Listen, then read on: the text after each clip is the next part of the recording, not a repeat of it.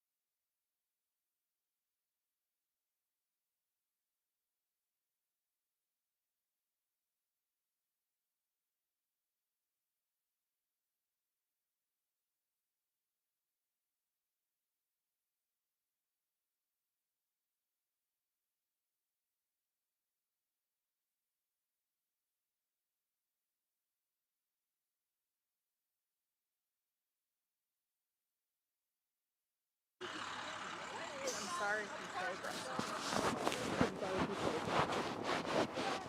I'm trying to think of what I could say as my opening line.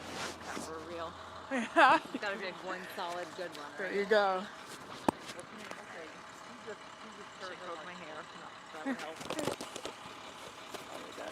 Sorry. Yes. Give him like that. Give me a sec.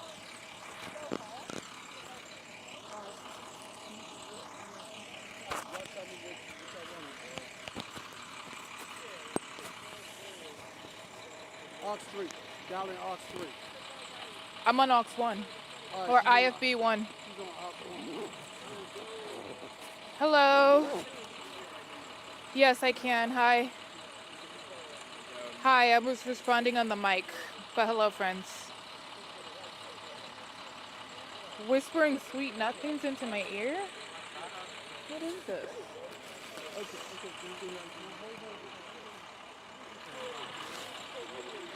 Somebody was saying sweet nothings. Hello. Hi, Maddie. Hello, friends. I'm good. Okay.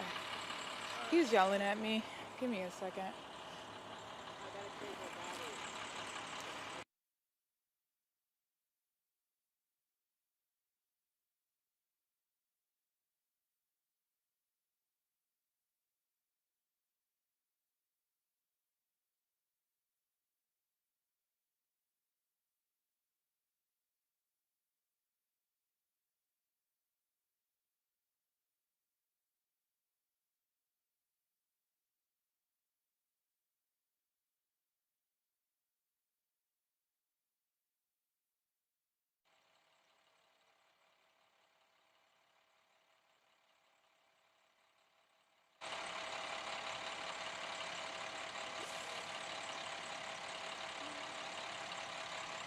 This is what I'll do to get you in the mood. You getting anything? Yeah, you getting something right here. All right.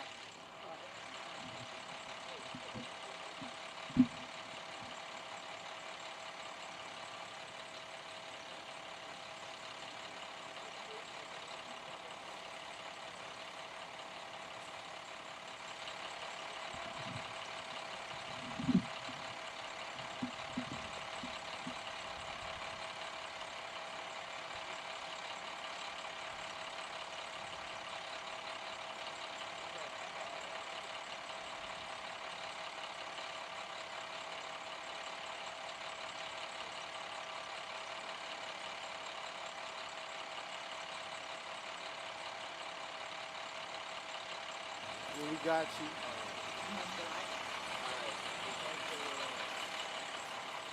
Stand right. Take a step to your left.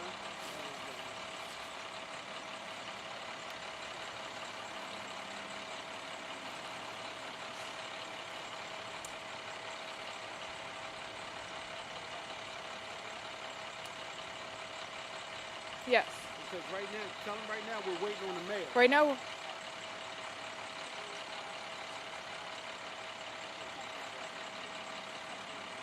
Yes.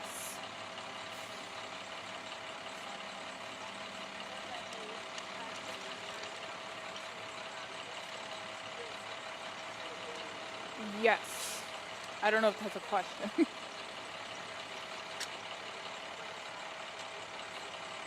And then maybe float the VOSAT if he does like walk up, I guess.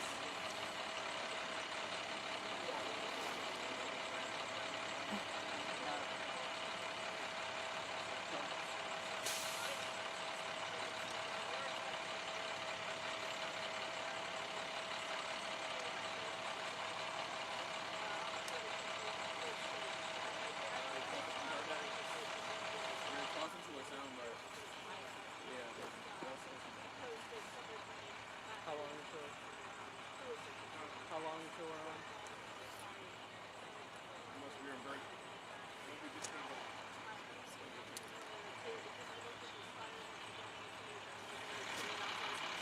Lenny, this way?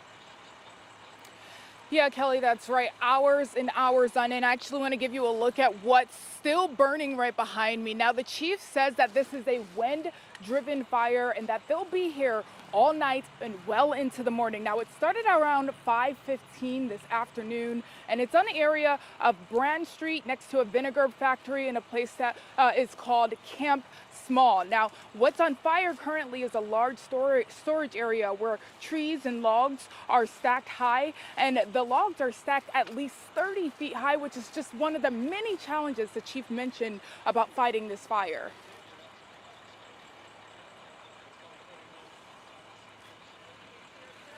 Hours after the original call from the phone, this fire is still burning with no end in sight. I'll step out of the way so you can get a better look at these flames that are burning behind me here. Since we've been out here on the scene, it doesn't look like the fire's gotten any smaller. And some of the other challenges presented is that there's only one way to get in and one way to get out. And with that, the fire has burned so hot that they're worried about logs collapsing and potentially eliminating that way for them to get in and out and fight this fire. Another challenge that they've been presented with tonight is that there are fire brands igniting other fires in the area. Now, they did come up with a solution to have teams in place to attack those fires once those fires do ignite. So this is just an all hands on deck. And again, this is a wind-driven fire, causing it to be very challenging for these people to fight these fires. Now, again, they're going to be changing tactics to get it under control. And as of right now, there is no cause or no injuries. Now, we did get word that the mayor is showing up to give us a briefing on exactly what's going on. So I'm going to step out the way and give you guys a listen.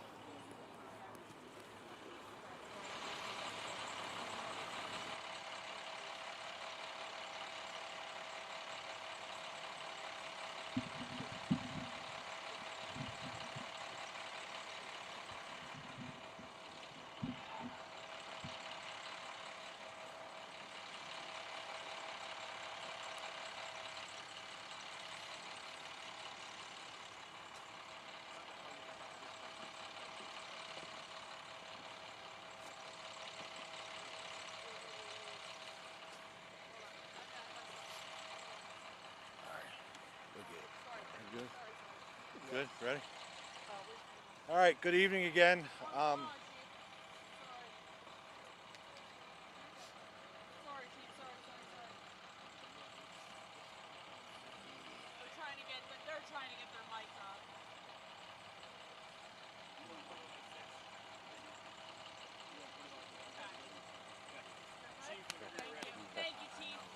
You're welcome.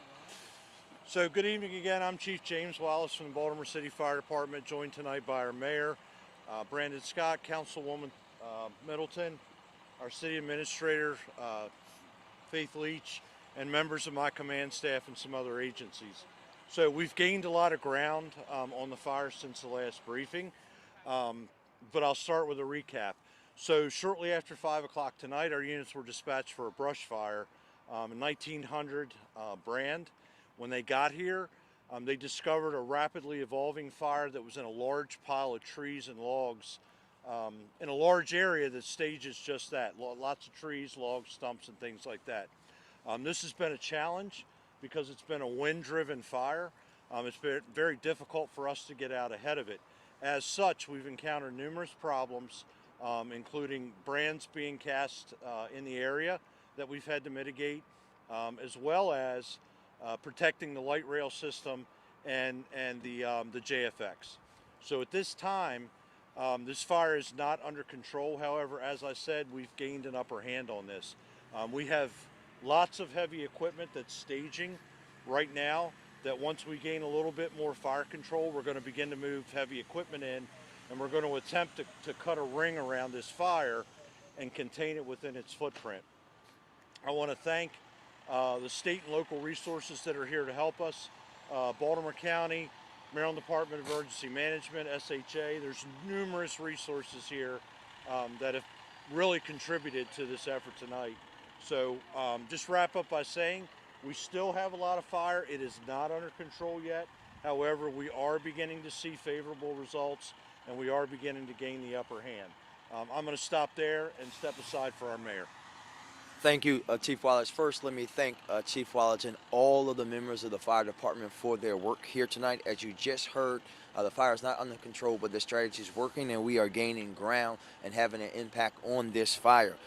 We do not, I want to make sure we're clear about this, currently still do not anticipate need for any evacuations in the surrounding area due to any danger, but of course they're monitoring that continuously. I want to again thank all the city agencies that are here, all the state agencies here, thank the governor and his team for putting their support and their agencies out here with us. But a few notes for our residents. 83 is closed in the city, period, blank, full stop. We know they should expect Cold Spring Lane to be closed for the foreseeable future. The light rail is shut down obviously between North Avenue and Cold Spring, and also Poly and Western high schools will be closed tomorrow, and commuters should anticipate heavy traffic as the fire department continues to deal with the fire, and we will make sure that we keep everybody updated. But right now, we just have to allow them to do their work and let them plan and strategize and execute as they have been thus far. Thank you.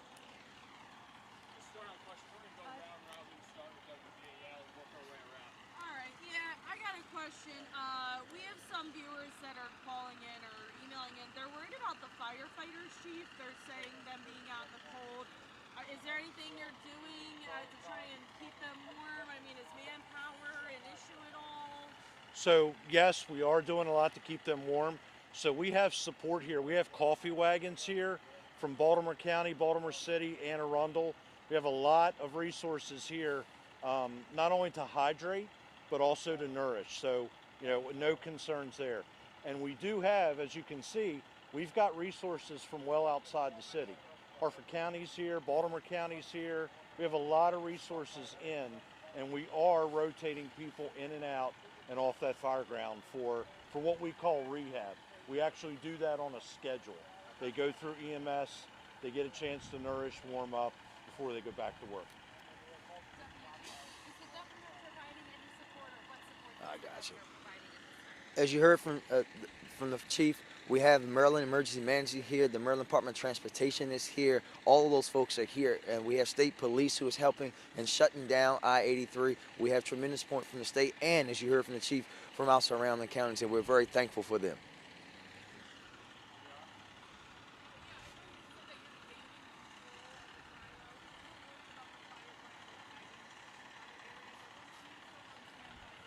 They are. So we have 2 strike teams that are dedicated to responding within a certain radius around this area. One strike team is right here near us. The other one is over at Poly.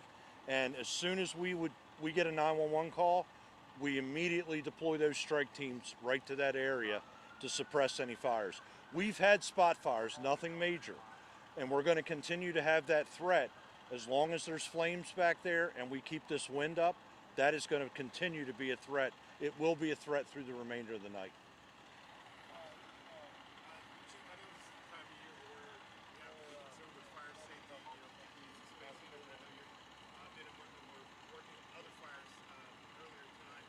What's your message, and maybe the mayor's message? I know you do your annual event with Fire Mr. Mayor.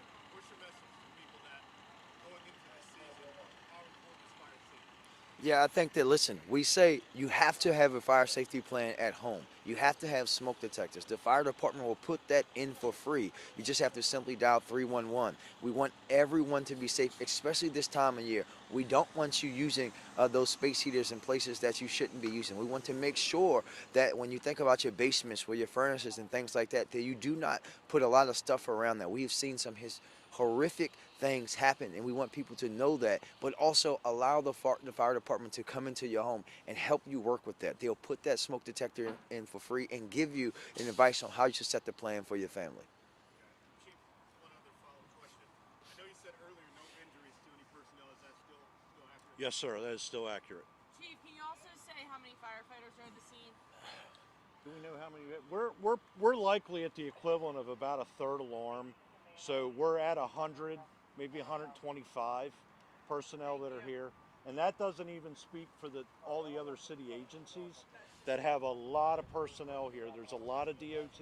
Wrecking parks. There's a lot of wrecking parks people here. We have contractors here that are actually waiting to deploy equipment. So it's a very, very large and very dynamic incident. Thank you. Yes, ma'am. Any other questions? Anybody else who might have missed? Thank you, everybody. Thank you. Oh, Chief, let's walk down here a little bit.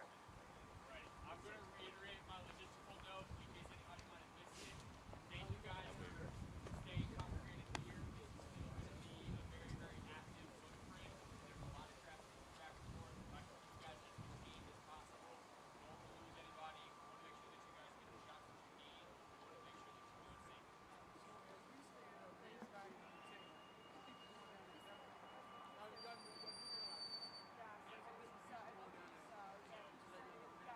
Yeah, we're doing our best. Appreciate it. Always worried about the safety. I like that.